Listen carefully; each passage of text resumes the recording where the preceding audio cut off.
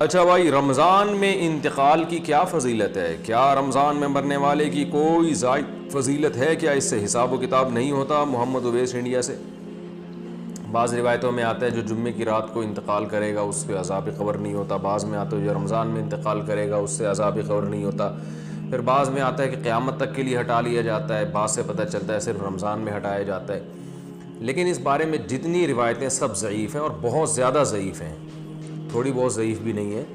تو بعض علماء نے دیکھا کہ چلو روایتیں ہیں، اللہ کی رحمت سے امید کی جا سکتی ہے کہ بخشش ہو جائے گی، لیکن حقیقت جو ہے نا دلائل کی قوت کی روح سے ان روایتوں میں جان نہیں ہے۔ تو اس لیے جو ہے وہ اللہ کی رحمت سے تو دیکھیں کچھ بھی امید لگائی جا سکتی ہے، لیکن اگر ہم اللہ کی طرف منسوب کر کے کہیں اللہ کی طرف یقینی طور پر، تو اسی بات کی نسبت کی جائے گی جو اللہ کے رسول نے کہی ہے، اور جو اللہ کے رسول سے ہم تک صحیح سند کے ساتھ پہنچی ہے اس بات کی نسبت تو کی جائے گی۔ اس کے علاوہ نسبت کرنے میں جو ہے نا میری رائے تو یہ کہ احتیاط سے کام لینا چاہیے۔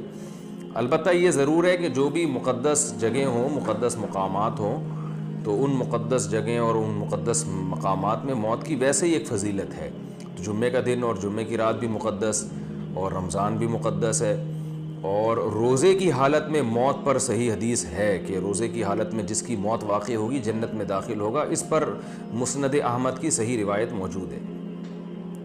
تو اور رمضان میں اگر کوئی کسی کی موت واقع ہوتی ہے تو ہم اللہ کی رحمت سے امید کر سکتے ہیں کہ اس پر رحمت زیادہ ہوگی، جیسے مدینہ میں موت ہے، مکہ میں موت ہے، یا جنت البقیع میں دفن ہونا، یہ سب فضیلت والی چیزیں تو اللہ کی رحمت سے امید کی جا سکتی ہے۔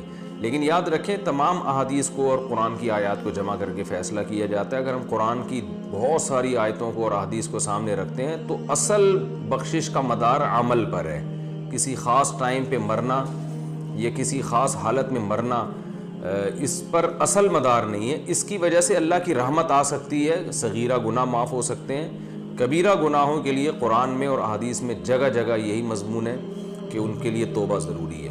یہ اس لیے کہہ رہا ہوں کہ بعض دفعہ لوگ کوئی بہت بڑا کھلے عام گنہگار ہوتا ہے، کھلے عام بدماشی کر رہا ہوتا ہے، ظلم کر رہا ہوتا ہے، رمضان میں مر جاتا ہے تو ہم اس کو جنت میں پہنچا دیتے ہیں۔ اس سے کیا ہوتا ہے؟ لوگوں میں بدعملی پیدا ہوتی ہے، اور قرآن کی ان آیتوں کا انکار لازم آتا ہے جس میں اللہ نے فرمایا کہ وَذَرُوا ظَاهِرَ الْإِثْمِ وَبَاطِنَهُ، ظاہری گناہ بھی چھوڑو، چھپے ہوئے گناہ بھی چھوڑو۔ إِنَّ الَّذِينَ يَكْسِبُونَ الْإِثْمَ، جو لوگ گناہ کماتے ہیں، سَيُجْزَوْنَ عَنْ قَرِيب، ان کو بدلہ دیا جائے گا۔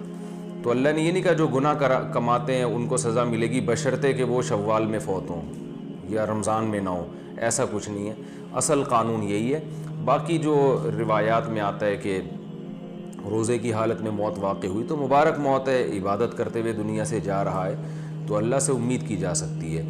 لیکن اصول اور ضابطہ بہرحال یہی ہے کہ جب تک گناہوں سے توبہ نہیں کرے گا بخشش نہیں ہوگی۔ تو اس میں صغیرہ گناہ مراد ہوتے ہیں۔ دخل الجنہ کا مطلب یہ کہ اس کے اگر صغیرہ گناہ جو بہت کثرت سے تھے، رکاوٹ بن رہے تھے، تو اللہ اس کو صغیرہ گناہوں کو معاف کر کے جنت میں داخل کر دے گا، یہ اللہ سے امید ہے۔ تو خلاصہ یہ نکلا کہ روزے کی حالت میں موت اگر ہوتی ہے تو اس کی فضیلت تو صحیح حدیث میں واقع ہوئی ہے۔